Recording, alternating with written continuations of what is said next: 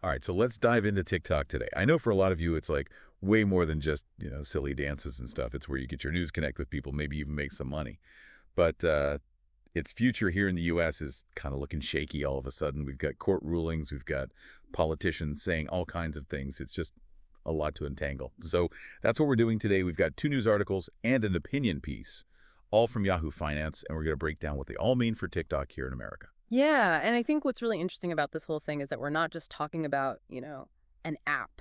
This gets to the heart of like some really big questions about national security, freedom of speech, even the future of the internet as a whole. Okay, so let's start with this appeals court ruling. It upheld a law that could force ByteDance, which is TikTok's parent company in China, to sell the app to a non-Chinese company. And if they don't, we could see TikTok banned in the U.S. by January 19th, 2025. That's not that far off.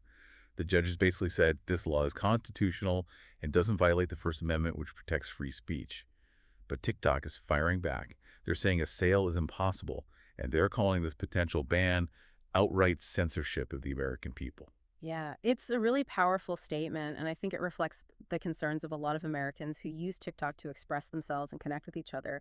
But the government's argument really rests on national security. They're worried about the massive amounts of data that TikTok collects, including data from American users. And the fear is that this data could end up in the hands of the Chinese government and be used for things like propaganda or even espionage. And it's a really complex legal battle, because the courts have to weigh the right to free speech against the government's duty to protect national security. Yeah, and to make things even more complicated, a lot of the government's evidence in this case is redacted. So we don't even have the full picture of what's driving their concerns. They're basically saying, trust us, this is a threat, but we don't know all the details. Exactly. And that lack of transparency makes it hard for the public to really assess the validity of the government's claims. It also raises questions about the potential for overreach. Are we sacrificing too much freedom in the name of security?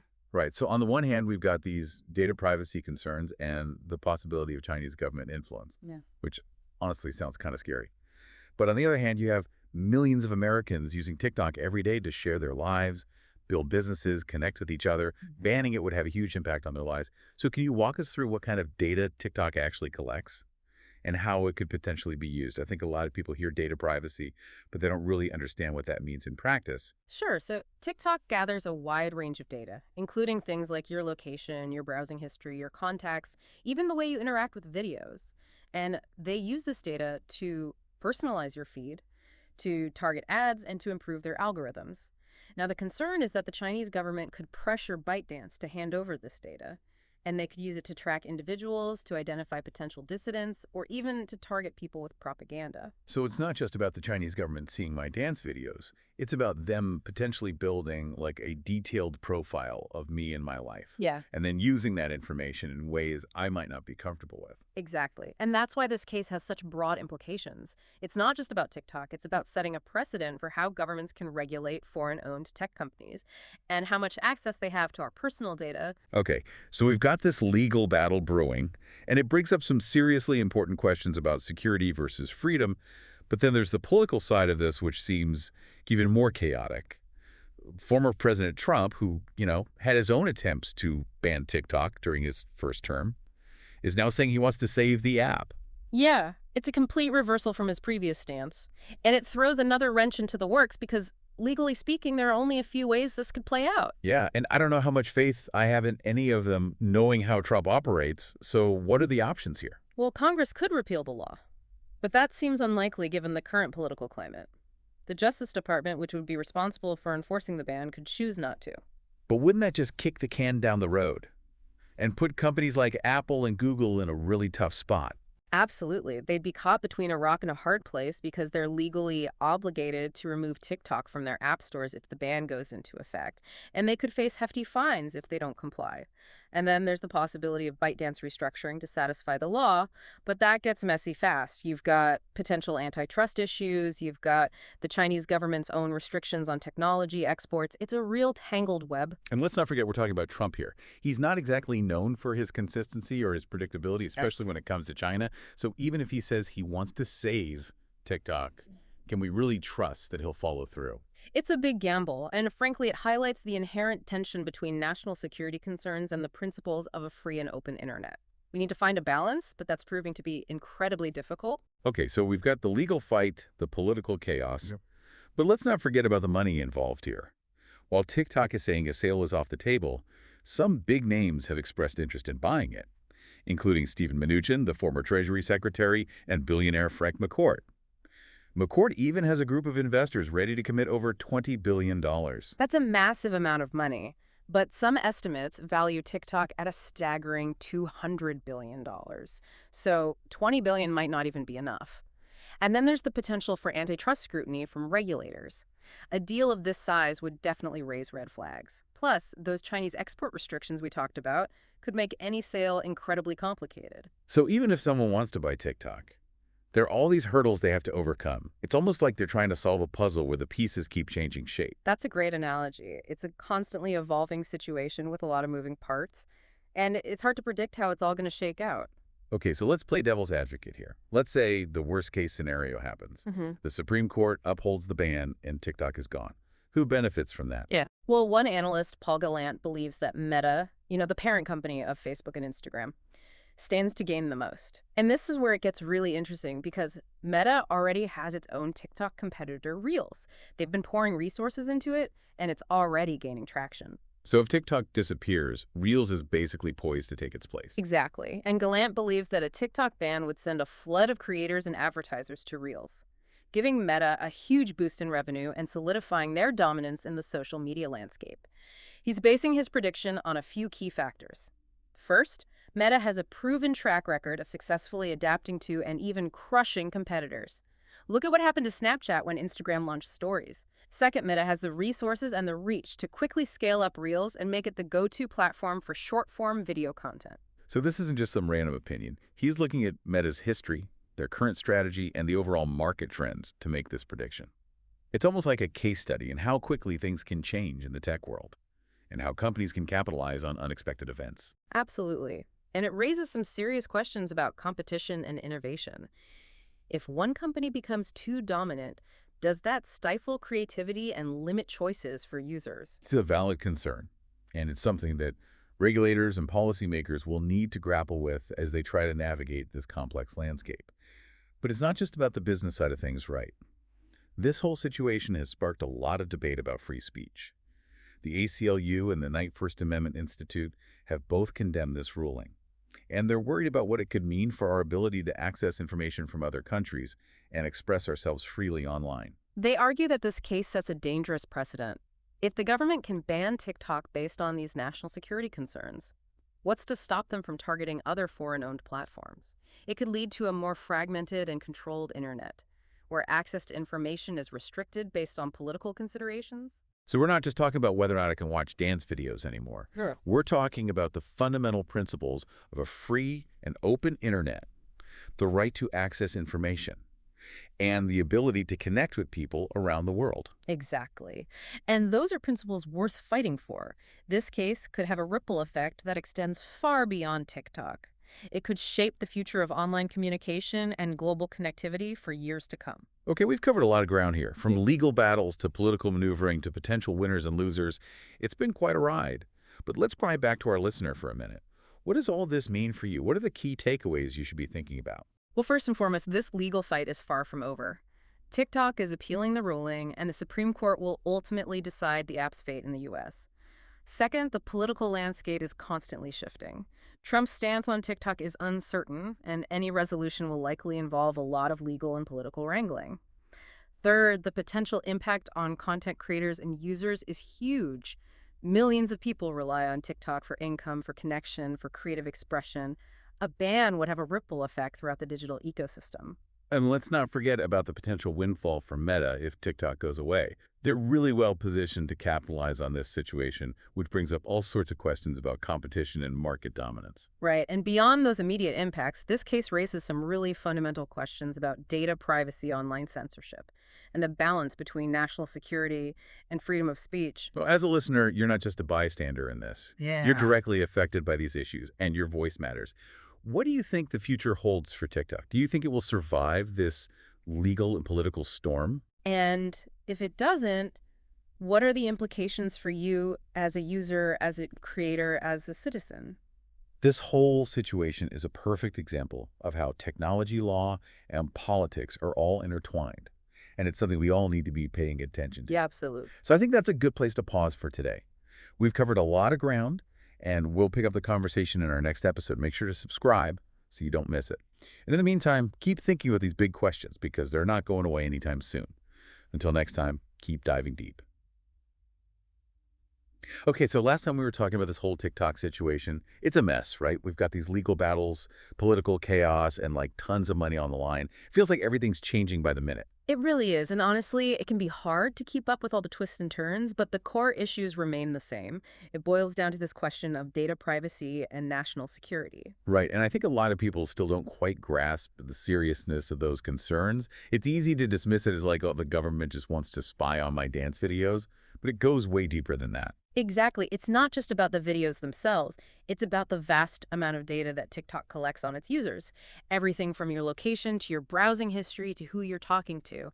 And the potential for that data to be used in ways that we might not even be aware of. Yeah, and I think one of the things that makes this whole situation so scary is that we don't even know the full extent of the government's concerns because so much of their evidence is redacted. Right. It's like they're saying, trust us, this is a threat, but they're not giving us all the information to make an informed judgment. Which kind of makes you wonder if they're overreacting or if there's something really big they're not telling us. It definitely fuels the speculation and makes it hard to have an open and transparent debate about this. Okay, so we've talked about the data privacy concerns and the national security angle, Mm. but there's another layer to this whole mess, the political side of Yeah. things, and it's like a whole other can of worms. Oh, absolutely. I mean, you've got former President Trump, who initially tried to ban TikTok, now saying he wants to save it.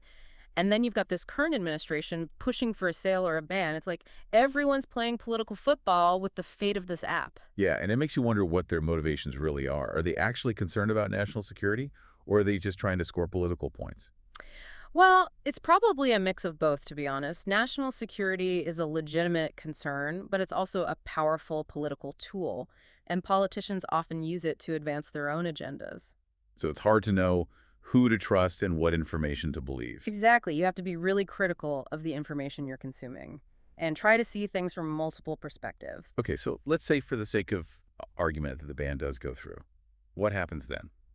What are the real-world consequences for everyday Americans? Well, for starters, millions of people would lose access to a platform they use for entertainment, for connection, for building their businesses.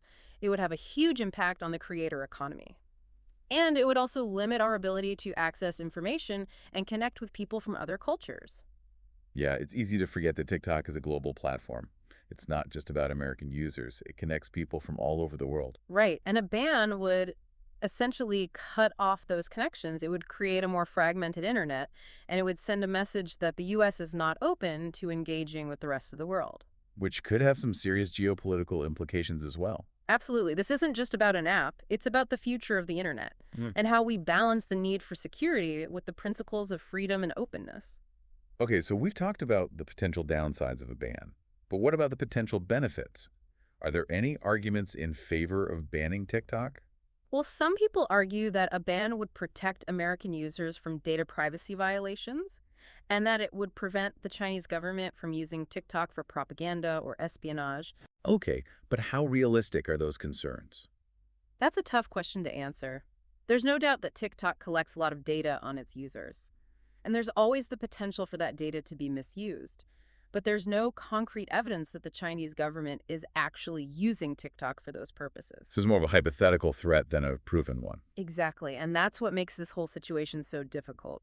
It's hard to weigh the potential risks against the potential benefits, especially when there's so much uncertainty and speculation involved. It's a complex issue with no easy answers, and it requires careful consideration of all the factors involved. Okay, so let's zoom out for a second and think about the bigger picture here. This whole TikTok saga is really just one example of a much larger trend, the growing tension between governments and tech companies. You're absolutely right. We're seeing this play out all over the world.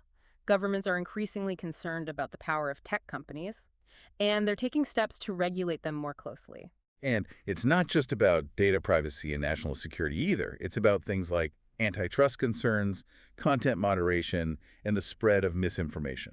It's about who controls the flow of information in the digital age. and how we ensure that that power is used responsibly. Right, and this is a conversation that's not going away anytime soon. No, it's only going to become more important as technology continues to evolve. So it's crucial that we stay informed and engaged, and that we participate in these conversations about the future of the internet. Absolutely, our voices matter, and we need to make them heard. Okay, so we've covered a lot of ground here, Yeah. but I want to leave our listeners with one final thought. This whole TikTok situation is a reminder that the internet is not a free-for-all. There are rules and regulations, and there are consequences for breaking them. And those rules and regulations are constantly evolving, so it's important to stay up to date on the latest developments. Right, because ultimately, it's up to each of us to navigate this digital world responsibly and to make informed decisions about how we use technology. And how we allow it to shape our lives. So I think that's a good place to pause for today. We've covered a lot of ground, and we'll pick up the conversation in our next episode. Make sure to subscribe so you don't miss it. And in the meantime, keep thinking about these big questions, because we're not going away anytime soon. Until next time, keep diving deep. All right, so picking up where we left off, this whole TikTok thing is a pretty big deal. Yeah, it really is. I mean, we've been talking about data privacy, national security, the role of government in regulating tech companies. It's a lot to unpack. It really is. And I think it's easy to get lost in the weeds. But I think it's important to keep coming back to the core issues at stake here. Right. So what are those core issues? Well, for me, it comes down to a few key things. First is this question of data privacy. How much information are we comfortable sharing with tech companies? And what are the potential risks of that data falling into the wrong hands? Yeah, and we've seen how easily that can happen with all the data breaches and scandals in recent years.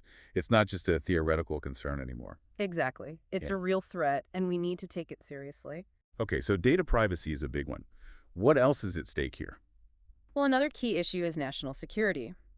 The government is concerned that TikTok could be used by the Chinese government for propaganda or espionage. Right, and that's a legitimate concern, but it's also a bit of a slippery slope. If we start banning apps based on the potential for foreign interference, where do we draw the line? Exactly. It's a tough balance to strike. We need to protect our national security, but we also need to be careful not to overreach and stifle freedom of expression. Okay, so data privacy, national security, those are two big ones. What's the third issue you mentioned? Well, the third issue is the role of government in regulating tech companies. How much power should the government have to control what we see and do online? Right, and that's a really tricky question. On the one hand, we don't want the government to have too much control over the internet. But on the other hand, we need some kind of regulation to protect consumers and prevent abuses. Exactly. It's a delicate balance. And there's no easy answer. So what does all of this mean for the future of TikTok? Well, it's hard to say for sure. The legal battle is still ongoing, and the political landscape is constantly shifting. Right, we've got former President Trump saying he wants to save TikTok, and then we've got the current administration pushing for a sale or a ban. It's a real mess. It really is, and it's hard to predict how it's all going to play out. So what should our listeners be doing? How can they stay informed and engaged on this issue? Well, first and foremost, I think it's important to be critical of the information you're consuming. There's a lot of misinformation and propaganda out there, so it's important to check your sources and get your news from reputable outlets. Right, and don't just rely on social media for your news. Exactly. Social media can be a great way to stay informed, but it's also a breeding ground for misinformation. Okay, so be critical of your sources. What else can our listeners do? Well, another important thing is to make your voice heard. Contact your elected officials and let them know how you feel about this issue. Let them know that you care about data privacy, national security, and freedom of expression. Right, because ultimately this is about our rights as citizens. Exactly. It's about our right to privacy, our right to security, and our right to free speech. Okay, so be critical of your sources, make your voice heard. Any other advice for our listeners? Well, I think it's also important to remember that this is just one example of a much larger trend, the growing tension between governments and tech companies. This is a conversation that's not going away anytime soon. Right, so we need to stay informed and engaged, and we need to be prepared to have these tough conversations about the future of the internet. Absolutely. The stakes are high, and we all have a role to play in shaping the digital world we want to live in. So I think that's a good place to wrap up for today. We've covered a lot of ground, and I hope this deep dive has given our listeners a better understanding of the complexities of this issue. Make sure to subscribe so you don't miss our next episode. And in the meantime, keep thinking about these big questions, because they're not going away anytime soon. Until next time, keep diving deep.